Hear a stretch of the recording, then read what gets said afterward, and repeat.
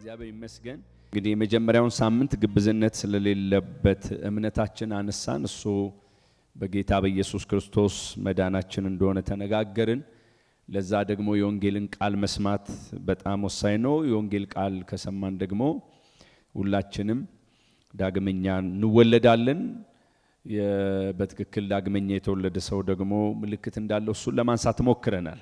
የመጀመሪያው ሳምንት ላይ በዛ ልክ ህይወታችን ላይ ደግሞ ምልክቱ ካለ ይሄ ግብዝነት የሌለበት እምነት በዕለት ተዕለት ህይወታችን የሚገለጥ ነገር እንደሆነ አንስተን ክርስቲያናዊ ህይወትን በህይወታችን ላይ ማራመድ አለብን ብለናል። የመጀመሪያውን ሳምንት ያነሳ ነው ይሄው ግብዝነት የሌለበት እምነታችን በዕለት ተዕለት ህይወታችን የሚገለጥ ነው ብለን ስናስብ ስለራሳችን ባለን አመለካከትና ስለተሰጠን ኃላፊነት ባለን አመለካከት ላይ መሰረት ያደርጋል ብለን የተወሰኑ ሐሳቦችን አንስተናል። አንዱ ያነሳነው ራሱ ጢሞቴዎስን ነው። ሌላኛው አፍሮዲጡን በተወሰነ ደረጃ አንስተን ግን ሰፊውን ሰዓት የፈጀነው ማለት ነው ጳውሎስ ላይ ነው ማለት ነው። ስለዚህ በልዩነት በሚኖረው መልኩ ጳውሎስ ጢሞቴዎስንም አፍሮዲጡንም አንስቶ ተመሳሳይ ነገር ያነሳልናል። ስለ ራሳቸው ሳይሆን እንዴት ስለ ጌታ ወንጌል እንደኖሩ በዛ ውስጥ የሚከፈለውን ዋጋ እንዴት እንደከፈሉ የሚሯሯጡት የሚታገሉት ለራሳቸው አስበው ሳይሆን ለማን ነው? ለክርስቶስ ወንጌል ነው። በእንደዚህ አይነት ሁኔታ ውስጥ እንደነበሩ አነሳንና ወደ ጳውሎስ መተን በሁለት ቅርጽ አወራን። አንደኛው እድል ሲያገኝ ስለራሱ ምን አወራ ነው። ስለራሱ ምን አወራ፣ ከዛ ደግሞ ስለራሱ ብቻ ሳይሆን ሲያደርግ ስለቆየው ነገር ምን አወራ። እኛም ብንሆን ዛሬ በትክክል ግብዝነት የሌለበት እምነት በእኔ ውስጥ አለ ብዬ ካሰብኩ አንዱ በዕለት ተዕለት ህይወት የሚገለጠው ምንድነው? ስለኔ ማስበው ደግሞ ስለተሰጠኝ ኃላፊነት ምንድነው ማስበው የሚለውን ማሰብ እንዳለብን ተነጋግረናል። ከዚህ ዘመን አንፃር ለኔም ፈተና ነው፣ ለሁላችንም ፈተና ነው። እውነቱ ግን እሱ ነው።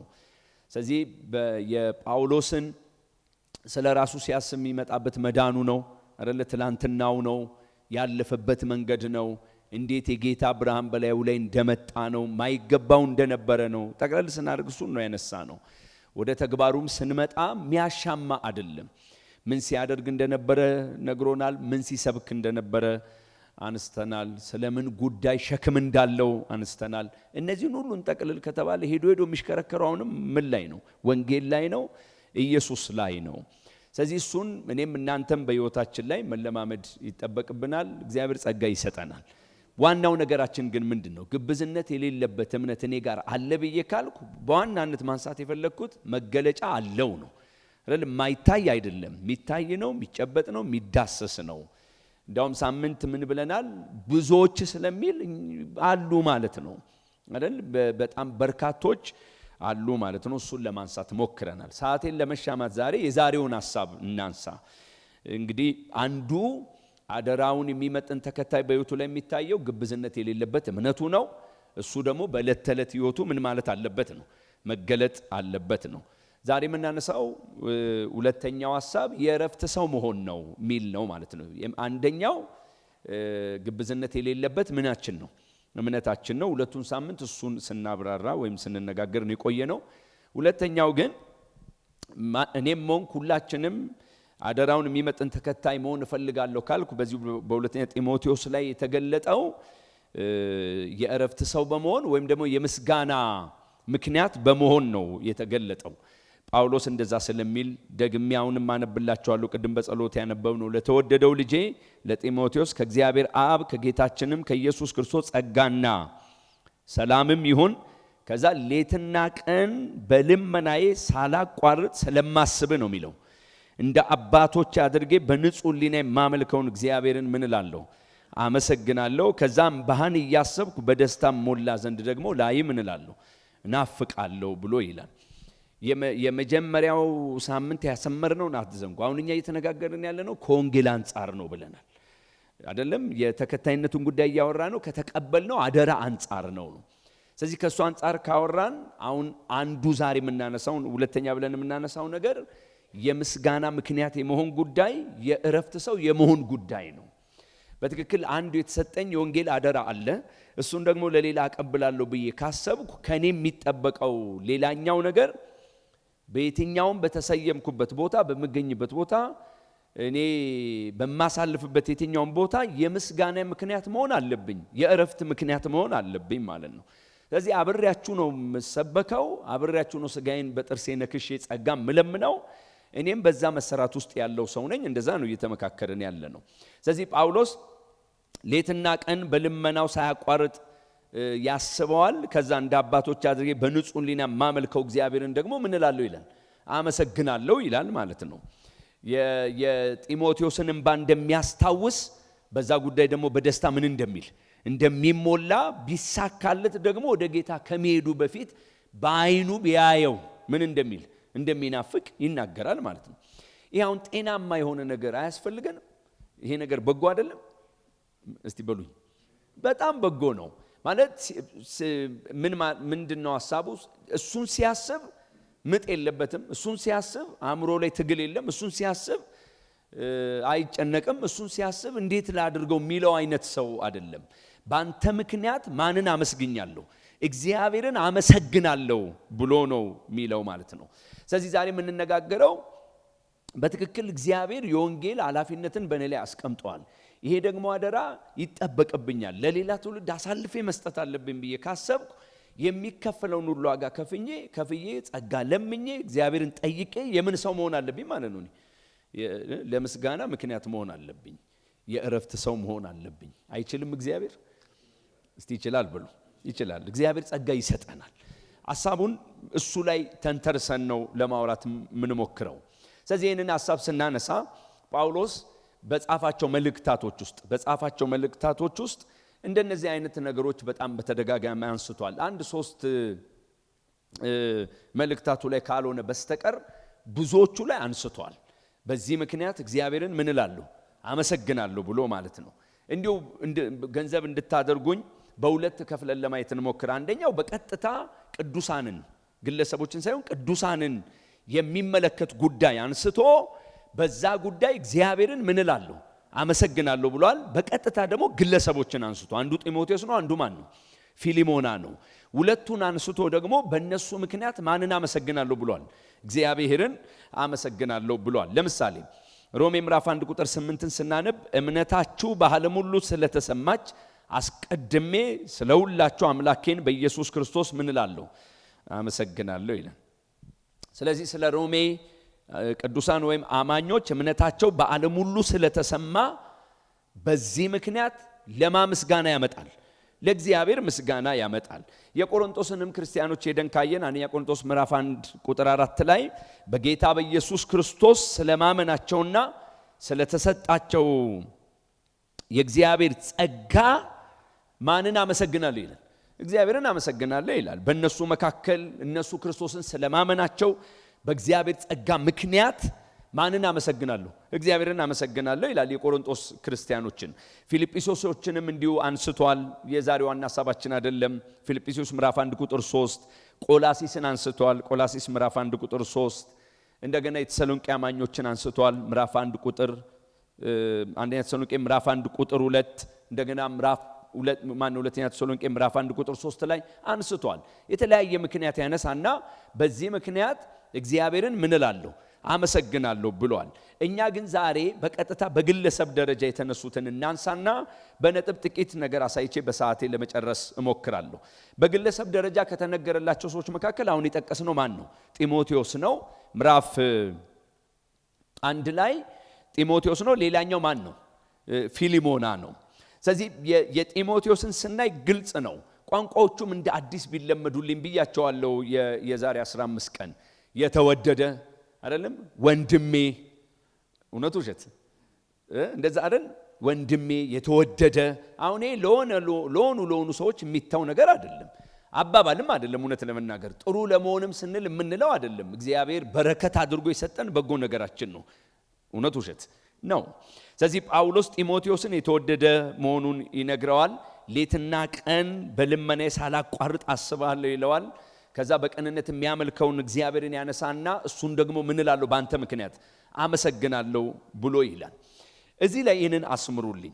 መቼም ማናችን ምንን ጨምሮ በምድር ስንኖር ወይ የምስጋና ምክንያት ነን፣ ወይ የምን እንበለው የሆነ ነገር ምክንያት ነን፣ ወይ የእረፍት ምክንያት ነን፣ ወይ የቤት ስራ ነን። ከሁለት መካከል ይኖራል እውቀት ያጭር ስለሆነ እርዱኝ አለ። የእውነት ነው። ወይ የምስጋና ምክንያት ነው የምንሆነው፣ ወይ ተጠንቀቀው የምንባል ነው የምንሆነው፣ ወይ የረፍት ምክንያት ነው የምንሆነው፣ ወይ የሆነ ብቻ የሆነ ነገር ነው የምንሆነው። ዝም ብሎ መኖር አይቻልም። ስለዚህ እግዚአብሔር ጸጋና ምሕረት ካበዛልን ከብዙ ፈተናዎቻችን ጋር እኔን ጨምሮ ስጋችንን በጥርሳችን ነክሰን እግዚአብሔር የምን ምክንያት ቢያደርገን የእረፍት የምስጋና ማለት ነው። እሱን ካመንን ቤተክርስቲያንም አሁን ባለችበት እያንዳንዳችንም በመኖርበት ቤተሰብ መካከል እንደ አገርም ቁጭ ብለን ካየን ሁላችንም በጉጉት የምንፈልገው የምን ሰው ነው? የምስጋና እና እንዲህ በማደርጋቸው ወዲያዎች ውስጥ ይችል ነበርኩ ይለኛል ውስጤ ማለት እንደዛ ላለው የሆነ ነገር ይችል ነበርኩ እላለሁ። ለከሰዓትም ለነገም ሲባል ይችል ነበር እላለሁ ማለት ነው። አሁን ችሎ ቢሆንስ ምን እምላችሁ ይመስላችሁ? እግዚአብሔር ግን ምድሪቱን እየጎበኘ ነው ነገር ሰላም እላለሁ ማለት ነው። ማናችንም የትም ቦታ ስንቀመጥ እግዚአብሔር ለምስጋና ምክንያት ያደርገናል ወይ ደግሞ አይደል ሌላ ነው የምንሆነው ማለት ነው። እንደ አገልጋይም ቢሆን ይሄንን ሐሳብ እያጠናከርኩ ያለ አንድ መልእክት ትዝ አለኝ።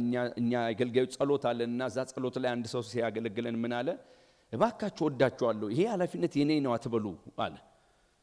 ምሳሌ ሲያደርግ ምን አለ? የሆነ አንድ ሰው መጥቶ ተጸልይልኝ ሲል እንትና ቢሮ ሂድ አትበሉ፣ ና ግባ በሉና ምን በሉ ጸልዩ። ምንድነው እሱ?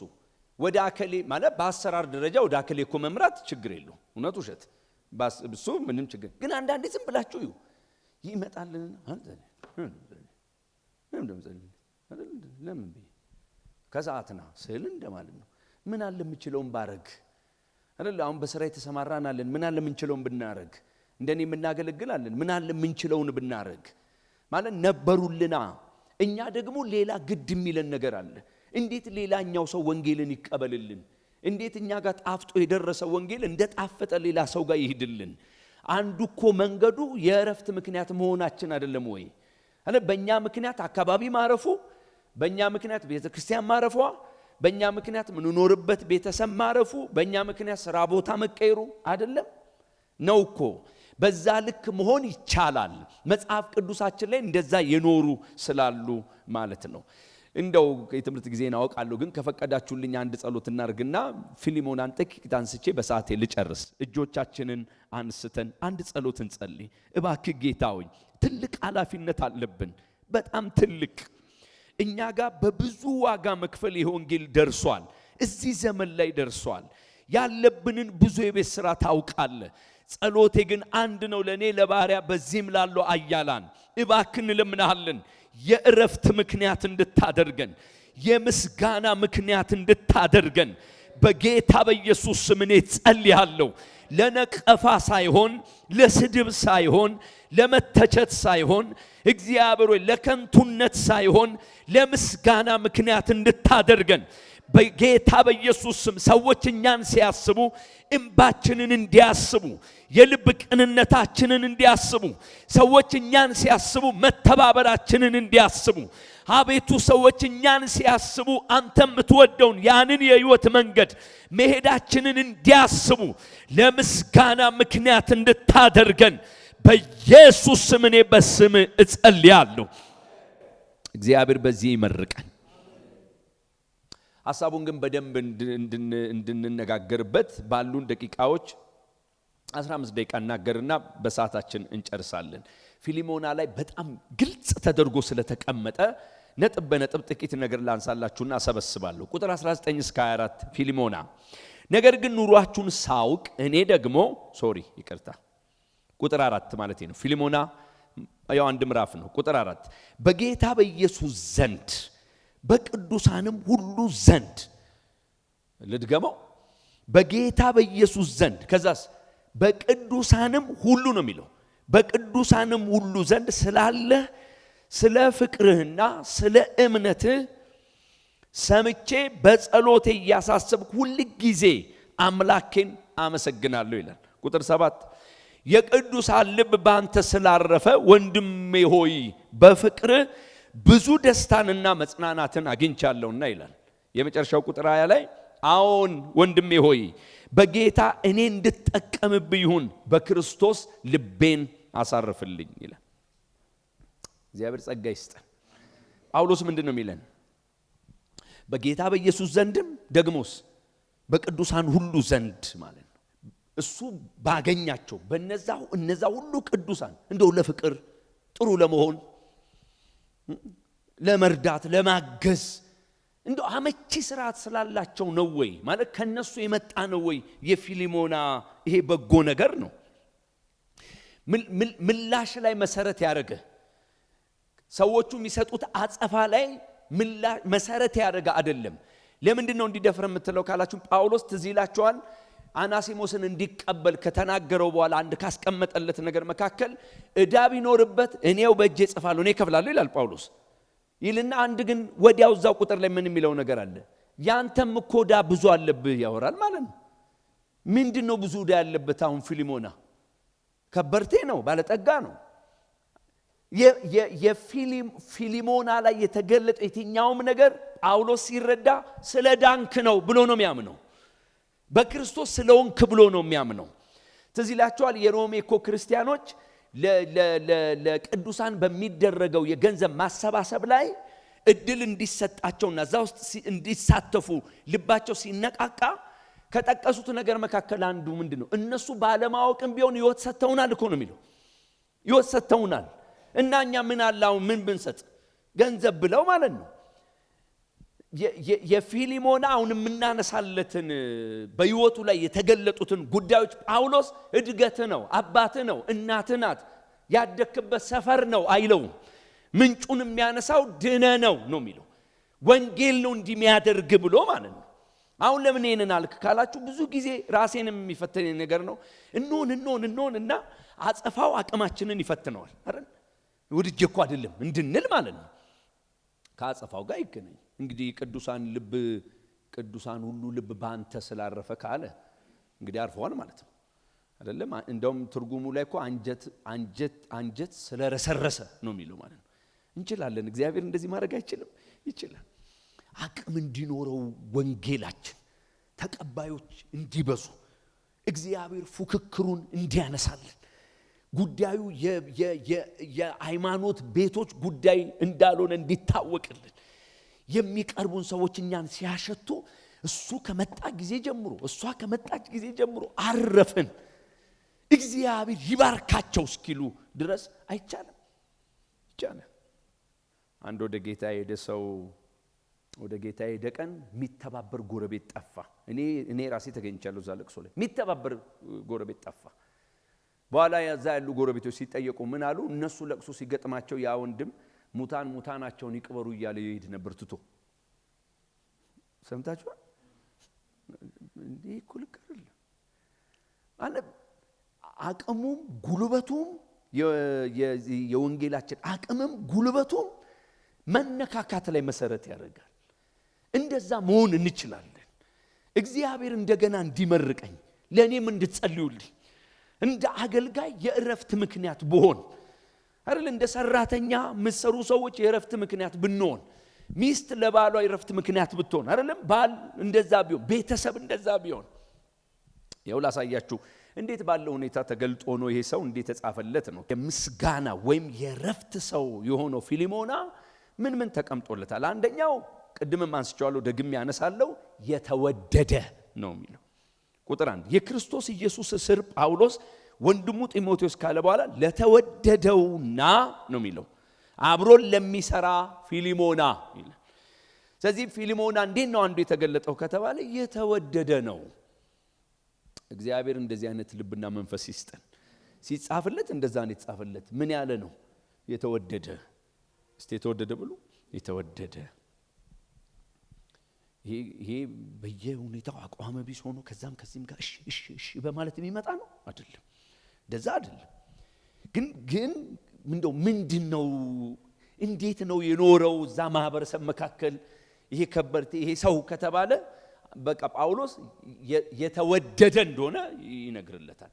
ይሄ ሳልነበረም ወይ መገለጫችን እውነት ለማውራት ማለት የአንድ እናት ሲመሰክሩ ሰምቻለሁ። እኔ ወደ ጌታ ልቤን እንድከፍት ያደረገኝ አንድ አብሮኝ ይኖር የነበረው ጎረቤቴ ነው ሲሉ ሰምቻለሁ። የታወቁ አገልጋይ ሚስት ናቸው። አሁን እኛ እናት ምንም እኮ አይደለም ደህና ዋሉ ደህና መሹ ስለሚል ማለት ሰላም ኖት ስለሚል ማለት ሰላማዊ ስለሆነ እኮ ነው፣ ሌላ እኮ የለም። አሁን እኮ ዘመን ተቆጥሮ መጣና እኛን ቅዱሳንን ጎረቤት እኮ ይፈራናል። ኧረ በሰላም ከሷ ጋር ተብሎ እንዴት ይሆናል? እንዴት ይሆናል? ሰው እንዴት እኔን ይፈራኛል? ኧረ በጣም እንገታ ጠንቅቀ ተብሎ ማለት አሁን ለእናንተ ስለማቃችሁ ለእናንተ አይመጥንም እንጂ እኮ አንዳንዱን እንደው ፈቅዳችሁልኝ ባነሳ መንፈስ ይበሳጫል።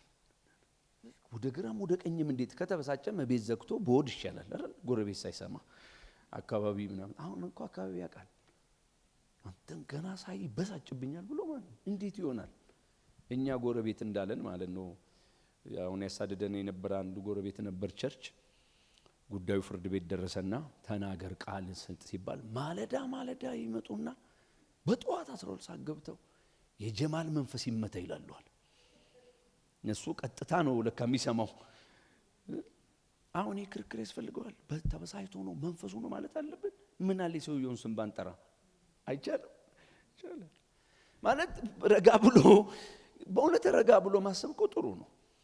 ከኔም በላይ አቅም ያላችሁ ናችሁ። በእውነት እኔ እንደው ድሉን ስላገኘው ላውራ ብዬ ነው እንጂ ከኔ በላይ አቅም ያላችሁ ናችሁ። መስራት አለብን አለብን ማለት እዚህ ምድር ላይ እስከቆየን ድረስ እግዚአብሔር በዚህ ልክ እንድንገለጥ እኮ ሊባርከን ይገባል። ሰዎች እኛን ሲያስቡ ጭንቅ ጥብብ የሚሉት ነገር መቀነስ አለበት። የተወደድክ መባል የለብንም አለብን። መጽሐፍ ቅዱስ የተወደደ ብቻ ግን አይለውም፣ አብሮ ሰራተኛ አይለው። እንደዛ ነው የሚለው እዛው ላይ ምራቁ ማን ነው ቁጥር 1 ላይ እንደዛ ነው የሚለው። አብሮን ለሚሰራ ለፊሊሞና ነው የሚለው ማለት ነው። ስለዚህ የፊሊሞና መገለጫ ምንድነው? የተወደደ ነው። የተወደደ ብቻ ሳይሆን አብሮ ምንድነው? አብሮ ሰራተኛ ነው። አብሮ ሰራተኛ ነው። አብሮ ሰራተኛ ነው። በቃ አብሮ ሰራተኛ ነው። ለመጠመድ የሚያስቸግር አይደለም። ተነጋግሮ መግባባት ከሱ ጋር አይቸግርም አይደለም። አንድ ሐሳብ ይዞ መሄድ አቅም አለ። እኔ ከኔ በላይ ያዘን በልባችሁ እንዳለ ስለዚህ ዘመን አውቃለሁ እና በፍቅርም እንደዛ ነው በእውነት ማወራው። አሁን እኮ አንድ በሚኖረን የጸሎት ፔሪድ ላይ አይደል ሆብሎ ለመጸለይ ያለ አቅማችን እኮ ራሱ እየላላ እኮ መጥቷል ማለት ነው። አንድ በእኛ መካከል ልቡን የሞላው አንድ ሰው ስለ ቅድስና ሲያጸልይ ከዛ ተራ ያገኘ ሰው ግን የሚቀድመው የቱ ነው ብሎ እኮ ነው የሚጸልየው አይደል? ተንበርክከን አሁን የቱ ይቀድማል የቱ አይቀድምም ውስጥ እንግባ። በቃ ይለቱ ተረኛ አከሌ ነው አይደል? እሱ ሐሳብ አመጣ። የእግዚአብሔር ቃል የሚደግፈው ሆ ብሎ ምን ማድረግ መጸለይ ነው አይደል? ሐዋርያት ሥራ ምዕራፍ 1 ምዕራፍ 2 ስናነብ እኮ መደነቅ አለብን። ከየቦታው የተሰበሰቡ እንደየባህሪያቸው የሆኑ ግን ደግሞ በቃ ጌታ ትእዛዝ ሰጠ፣ ግቡ አለ፣ ጸልዩ አለ፣ ኃይል ትቀበላላችኋል። ከነምናምናቸውም እኮ ገቡ። እውነቱ ውሸት አይደል? አብረው በእግዚአብሔር ፊት ምን አሉ? ተመሙ፣ ጸለዩ ማለት ነው።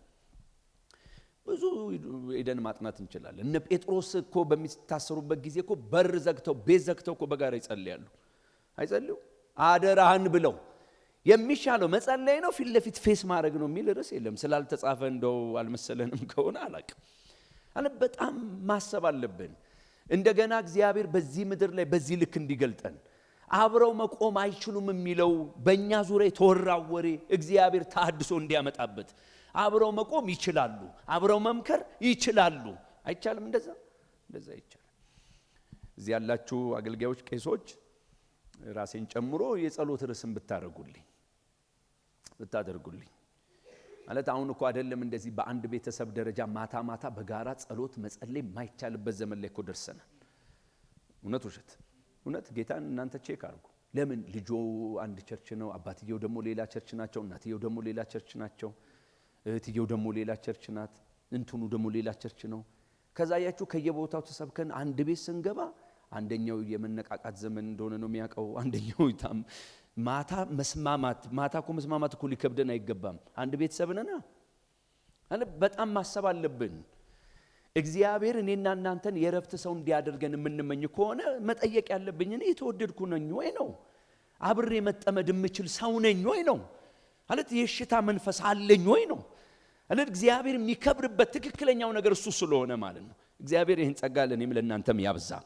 እሱም ብቻ አይደለም ላንብብላችሁ እዛው ፊልሞና ምዕራፍ 1 ላይ ቁጥር 2 ላይ ለታችንም ለአፍቢያ ከኛም ጋር አብሮ ወታደር ለሆነው ለአቅርባ በቤትህም ላለች ቤተ ክርስቲያን ነው አይደል የሚለው። ስለዚህ እዚህ ሰውዬ ቤት ምን አለ ማለት ነው? ምን አለ? ቤተ ክርስቲያን ማለት ቤቱ ለምን ምቹ ነው ማለት ነው?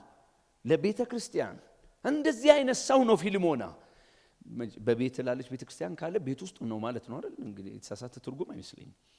አለ አሁን ፍርሃት አለ ዘመን ተበላሽቷል አውቃለሁ። አያስ ችግር ሊኖር ይችላል፣ እሱ መስተካከል አለበት። አዎ አለበት። ግን አሁን ምጥ አይደለም ወይ የቅዱሳን ቤት ማለት በጣም ሲገኛው ብርቅ እስኪዮም ማለት ነው። ቅርብ ጊዜ አንድ ደስ የሚል ምስክርነት ሰምቼ እንደ ጌታን እንዳመሰገንኩ አንድ እንደኔ የሚያገለግል አገልጋይ ስለምንኖርበት አካባቢ ያወራል። እኔ እኮ የምኖርበት አካባቢ እንዲህ አካባቢ ይባላል፣ ሁለት ቅዱሳን ናቸው አለ። እድሜያቸው ትንሽ ከፍ ያለ ነው እና መኖር ትችላለህ ብለው ሰርቪስ ሰጥተውኝ ነው አለ። ኧረ እባክህ የታውቀው ስለው አይ ከኔም በፊት በጣም ብዙ አገልጋዮች ኖረዋል አሉ። የራሳቸውን ነገር ሲያመቻቸው ለቀው ሲወጡ ሌላ ደግሞ ተረኛ ይገባል። ዋናው ብቻ ህይወት ጤነኛ ይሁን የሚለውን ነው ቼክ የሚያደርጉት አሉ። ያብዛልና አሜን ብሉ አሉ ማለት ነው። ተደብቀው ይሆናል። አዎ እንደኔ መድረክ ላይ ሊሆን ይችላል፣ ግን አሉ ማለት ነው። ዝም ብለን እስኪናስብ ይሄን ቅድም እንዳነሳሁት ይሄንንም ማሳሳስብ አጠናተራ አካባቢ ኖር የነበረበትን የሃይስኩል እድሜን አሰብኩ። በየቤቱ ጸሎት አለ። በየቤቱ እዚህ ማን ነው የሚጸልየው? የኮልፌ ገነት ቅዱሳን። እዚህ ማን ነው የሚጸልየው? የኮልፌ ምንድነው ቃልዮት ቅዱሳን። እዚህ ማን ነው የሚጸልየው? የ18 መካነ ኢየሱስ ሰዎች ተብሎ ማለት ነው። አሁን የተበላሹትን ነገሮች እኮ እናስተካክል፣ እሱን እኮ አውቃለሁ፣ ግን ሀብታችን ነው። እዚህ ድረስ ነው ፊልሞና የተሰጠነው። በቃ ጌታ ሲነሳ ቤቱ ክፍት ነው። በየትኛው ማቅጣጫ በቤቱ ቤተክርስቲያን እንዲኖር የፈቀደ መሆኑ ብቻ ሳይሆን ቀደም ያነበብኩላችሁን ቁጥር 4ን ካነበብን በሰውም በጌታም ፊት የታየ ፍቅር አለው፣ የታየ እምነት አለው። ግልጽ የሚነገረን እሱ ነው። በጌታም ፊት በሰውም ፊት። ስለዚህ ራሴን ጨምሮ ጌታ ያውቀዋል አይሰራም ማለት ነው። ለፊልሞና ጌታም ያውቃል፣ ማንም ያውቃል፣ ሰውም ያውቃል። በጌታም ዘንድ የታየ ነው፣ በሰውም ዘንድ የታየ ነው። ምኑ? ፍቅሩና ምኑ? እምነቱ ማለት ነው። ይቅርታ ቁጥር 22 ደግሞ ከዚህም ጋር የማስተናገጃ ቤት አዘጋጅልኝ በጸሎታችሁ ለእናንተ እንድሰጥ ተስፋ አደርጋለሁና አለ። ለማሰብ ሞክራለሁ። በጸሎታችሁ ለእናንተ እንድሰጥ ይጸልዩ ነበር ማለት ነው። ምን ብለው እስቲ ላክልን ብሎ በሉት። እስቲ ላክልን ብለው ምን ይላሉ ማለት ነው? ይጸልያሉ። በጸሎታችሁ እንድሰጥ ተስፋ አደርጋለሁ። ስለዚህ ምን አዘጋጅልኝ? የማስተናገጃ ቤት። በአጭር አማርኛ እንግዳ ለመቀበል ያለው ልብ ሰፊ ነው ማለት ነው አይደል? እንግዳ ቤቱ ላይ ይገባል፣ በሩ ክፍት ነው። እኔ እዳ አለብኝ ብዬ አምናለሁ። እውነት ለመናገር ረጅሙን ዓመት እኔ ሰው ቤት ነው የበላሁት። ቄስ በጣም ረጅሙን ዓመት 7ኛ አማኑኤል ደሞዝ የሚባል ስለማትከፍል በጣም ረጅሙን ዓመት ቅዱሳን ቤት ነው የበላነው። ዘንድሮ ቢሆን ምን ይሆን ነበር መድኃኒዓለም ነው የሚያውቀው፣ አላውቅም። በእውነት ቁርስ፣ ምሳ፣ እራት ሰው ቤት ይበላል። ሰው ቤት ነው የምንበላው። እንዲያውም ወደ መጨረሻ አካባቢ ኮካ አካባቢ ነበር የሚኖሩት። ታችኖ ሰኔ ትባላለች እኛ ጋር ያለች እህት ናት። እናቷ በጌታ አይደሉ። ፓስተር ዋልትዬን ጨምሮ እዛ የነበረ 11 አገልጋይ በሙሉ እዛ ቤት ሄዶ ይበላል፣ ራሴን ጨምሮ። ከዛስ አንድ የክፍለ ሀገር ሾፌር ነበር መኮንን ይባላል። እንዲሁ ሲመጣ 7ኛ ማምለክ ይወድ ነበር ማለት ነው። አንድ ቀን ቸርች ሲመጣ የለም ማንማ የት ሄደው ነው? አንድ ሰው ነው ሞባይል ያለው ፓስተሩ ሌላ ሲደውልለት በምልክት ነገረው መጣ። ክብ ሰርተን እንበላለን። ምንድነው እዚህ ቤት አለ? ምንም ለማን ነው የሚሸምቱት? ለራሳቸው የሸመቱትን ነው የሚያበሉን። እሳቸውስ በጌታ አይደሉም። እኔ ቆሜ ንስሐ ገባለሁ አለ። ከዛ በኋላ በዛ አይሱዙ አዲስ አበባ በመጣ ቁጥር 100 ኪሎ ጥፉን እዛ ቤት እየወረወረ ይሄዳል ማለት ነው። 1 ዓመት 2 ዓመት እኮ አይደለም፣ በጣም ረጅም ዓመት፣ በጣም ረጅም ጊዜ ማለት ነው። አያችሁ እግዚአብሔር ቸር ነው። ዛሬ ዛሬ ያ ቤተሰብ አሁን እንደማወራችሁ እኮ አይደለም። እኔም በሆነ እኮ እንደዛ አይደለም ማለት መመለስ አለብን። እኛ ግድ አለብን ማለት ወንጌል በባህሪው እንደዛ ይፈልጋል። በር ተቆላልፎ ደጅ ተቆላልፎ እንደዛ አይሆንም። አሁንም መጠንቀቅ ያለብን ምንድነው? በሊታዎች አልበዙም። እሱንም እናስተካክልበትን መንገድ እንፈልጋለን። እውነታችን ጠፍቶ እንዴት እንኖራለን ታዲያ? አይደል? እኛ የሚያምርብን ይሄ ነው። ለእንግዳ በራችን ምን መሆን ክፍት መሆን አለበት። እግዚአብሔር እንደዚህ አይነት መንፈስ ባካችሁ ያብዛልን። በመዳን ነው የሚመጣው ብዬ በድፍረት እንድናገር የሚያደርገኝ የገዛ እናቴ ናት። ታውቃለች፣ እንዳትጨነቁ እንደዚህ እንደምመሰክር። የኑሮ በጣም ጣጣ ስለነበረባት እኔ ወላጅ እናቴ ምንም ነገር አያልፋትም። ውሃ በሳንቲም 1 ባሊና 2 ባሊ እየቀዳ ነው የኔ ቤተሰብ ይኖር የነበረው። ስለዚህ ውሃ ዝም ብሎ መድፋትኛ ቤት አይቻልም። እጃችሁን ለመታጠብ መጀመሪያ በሆነ ነገር አለቅልቃችሁ ነው ንጹህ የሚሰጣችሁ እንዳትፈጁ ተብሎ ማለት ነው። ምሳ ማቅረብ፣ ሰው ሲመጣ እንጀራ ማቅረብ አይታሰብም። የድህነቱ እኮ ጥልቀት እኮ ነው። ይቺ እናቴ ጌታን ተቀበለች። አንድ ቀን ልጎበኛቸው ቤት ሲሄድ እማላቃት አንዲት ሴት ሶፋ ላይ ጋደም ብላለች። እኔ ብዙ ዘመዶቼን አላቅም፣ ቸርች አካባቢ ስላሳለፉ በቃ አንዷ ዘመዳችነት ብዬ ሰላም አልኩ። ስትመጣ ማናት አልኳት። አይ አላቃትም አትለኝም። ምን ማለት ነው? ትላንት ከአምልኮ ስንወጣ በር ላይ ታለቅሳለች። ምን ነው ስላት የውጭ ፕሮሰስ ጀምራ 1 ሳምንት ይቀርሻል ተባልኩ። ወደ አገሬ እንዳልመለስ መመለሽ የለኝም ስትይ የጌታ ቤት አለ ብዬ ይዣት መጣሁ አለች። ማለት ውሃ ለማስታጠብ መጀመሪያ በውስጡ አለቅልቅ የምትል የኔ እናት ሳምንት ለሳምንት ሰው ለመቀለብ በዚህ ጭንቅላቷ ልታመጣ አትችልም። እንዲያደረጋት ወንጌል ነው ወገኖቼ ሆይ፣ በደስታ ማለት ነው። እዚህ ምንድነው? እንዲህ ነው መሆን ያለብን። ማለት ዝም ብሎ የረፍት ምክንያት እኮ መሆን አይቻልም። ዝም ብሎ የምስጋና ምክንያት መሆን አይቻልም። አብረን እንታገል፣ እንጸልይ። ባክህ ጌታዊ ተወደድኩ አድርገኝ፣ አብሮ መስራት ምችል ሰው ባክህ አድርገኝ፣ እንግዳ ተቀባይ ባክህ አድርገኝ፣ ቤቴም ንብረቴም ራሴም ሁሉ ነገሬም ለእግዚአብሔር ቤተክርስቲያን የተከፈተ እንዲሆን አድርገኝ ብለን መጸለይ አለብን። በባዶ መቼም የምስጋና ምክንያት መሆን የረፍት ምክንያት መሆን አይቻልም። እግዚአብሔር እኔንም እናንተንም ባካችሁ በዚህ መንፈስ ይርዳ ይሆንልን። እስቲ ከኔ ይልቅ ከኔ በተሻለ እናንተ አሰላስሉት። ቆም በሉና ሊያሳስበን አይገባም ወይ? እንደ ቤተ ክርስቲያን ውበታችን ጮክ የሚለው ድምጻችን ነው ወይ? አይደለም። የማሸነፍ ክብራችን እመኑኝ ዛቻችን አይደለም በፍጹም። ውበታችን ግን ምንድነው? ያ መልካም የሆነው ጎረቤት ሲያይ፣ ቤተሰብ ሲያይ፣ ዘመድ አስማድ ሲያይ ምንድነው እሱ? የተወደደ ኮንዶሚኒየም በመኖርበት ጊዜ ቪትሷን መኪና ነበር የሚይዘውና ሳቆም 15 ደቂቃ ምናምን ይፈጅብኛል ፓርክ ሳርክ እንደዚህ ጥብቅ አድርጌ ከመኪናው በጣም አስጠግቼ ስለማቆም ማለት ነው። በኋላ ጥበቃዎቹ ለካ ማታ ይከራከራሉ። እንደዛ ተጨንቄ በስነ ስርዓት ስለማቆሜ ነው እኮ የሚከራከሩት። ያው የሚከራከሩት እነሱ እንደዚህ አይነት ለሰው ቦታ የሚሰጥ የእንዲህ ብሔር ነው ብለው ነው የሚከራከሩት በራሳቸው ምንድነው ስሙ ዕውቀት። አንድ ቀን ሲበዛባቸው እንጠይቀው ተባብለው መጡ። ናው ልክ ነው። ኮንዶሚኒየም የምትኖሩ ሰዎች ቼክ አድርጉ ከፈለጋችሁ። አንዳንዱ እንደዚህ አቁሞ ነው የሚገባው። የ3 ሰው 4 ሰው ቦታ አቁሞ ነው የሚገባው ማለት ነው። ተጨንቀ ነው የምታቆመው። ለምን? ያው ሌላ መኪና ይመጣል ብዬ። አይ ለዛ አይደለም፣ ይሄንን ግን እንዲሆንከው እንዲህ ስለሆንክ ነው አይደል አሉኝ። ጠርሰው ደግሞ አጋጣሚ ሆኖ እነሱ ያሉትን ብሔር አይደለም። አይ አይደለም እኔ እንዲህ ነኝ። ታዲያ ኬት አምጥተህ ነው አሉኝ። ኬት አምጥቼ ልበላቸው? አይ የመጨረሻ የወጣን ቀን ቄስ ከቤቱን ለቅቄ ስወጣ እንዴት ተረባርበው እንዳገዙኝ እንዴት እንዳጠፋ እንዳሉኝ ልነግራቸው አልችልም። ማለት ነፍኮ የሚጎለኝ ነገር አለ። እኔ እንደ ምሳሌ ለማንሳት ነው። ግንስ በጆሬ ደግሞ ሰምቻለሁ። መጣ እንዳላየ ዙር ሲባባሉ ደግሞ ሰምቻለሁ። ስለሚያዩ ማለት ነው። እዚህ ምንድነው መንፈስ? ግድ የላችሁም ሁሉ ነገር አለን። ትክክለኛ ነገር ካወራን አደራውን የሚመጥን ተከታይነት ውስጥ እገባለሁ ብዬ ካሰብኩ መጨነቅ ያለብኝ እግዚአብሔር በቸርነቱ የእረፍትም የምስጋናም ምክንያት እንዲያደርገኝ ዋጋ መክፈል ነው። የሉንም ወይ አሉን።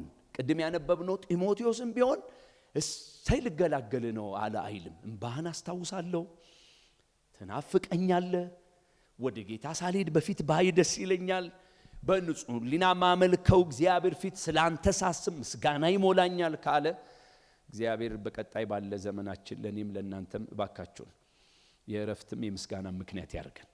እሱ ማለት ምን ማለት ነው? በቃ የተወደድን እንድንሆን እንስራ። እሱ ማለት ምን ማለት ነው? አብሮ ሰራተኝነት ላይ እንመን አይደለም፣ በጋራ መቆም ላይ እንመን። እሱ ማለት ምን ማለት ነው? ቤታችንን እንደገና ለእግዚአብሔር ቤተክርስቲያን ምን እናርግ? እንክፈት። እሱ ማለት ምን ማለት ነው? እንግዶችን ምን እንበል? እንቀበል። እሱ ማለት ምን ማለት ነው? ምን አለበት እግዚአብሔር አገልጋዮችን ወደኔ ባመጣ ብለው ልክ እነሱ ይጸልዩ እንደነበር እንደዛ ማለት ነው። ግራና ቀኝ የጎሪጥ እየተያዩ የምስጋና ምክንያት መሆን አይቻልም። አገልጋይ ህዝቡ አገልጋዩን ጠብቆ የትም አንደርስም። እውነተኛው ነገር ምንድነው ከተባለ በቀጣይ ባለ ዘመናችን ልክ እንደ ጢሞቴዎስ እግዚአብሔር የምስጋናም የእረፍትም ሰዎች ያድርገን። አጭር ጸሎት እናድርግ።